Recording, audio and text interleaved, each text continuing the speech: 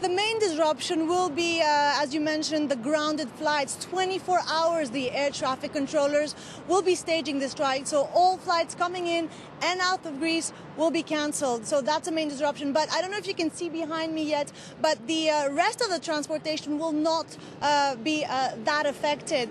Now, the archaeological sites such as the Acropolis will be shut, the schools will also be shut, and the hospitals will be running on skeleton staffs. Lawyers also have said that they will participate in this strike. This is called by Greece's biggest public union, public sector union, ADEDI, which represents some 400,000 workers. So relatively big strike, though the biggest one will be on the 19th of October when the private sector will join in. They've called for various rally points throughout the country, 2 in Athens alone with a half an hour difference. We're expected in just a couple of hours from now.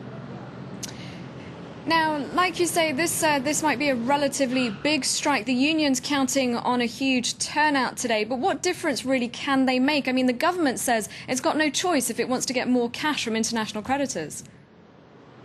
Well, the Greeks are definitely counting on this. We saw it even in June where the midterm plan was being voted.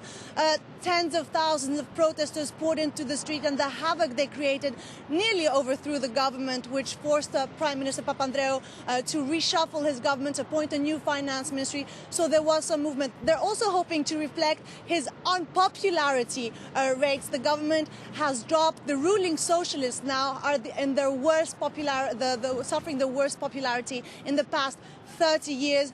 So they really want change, and they've stripped of all dignity. They want to send that message to the international creditors, to the government, and to anyone who's hearing, really.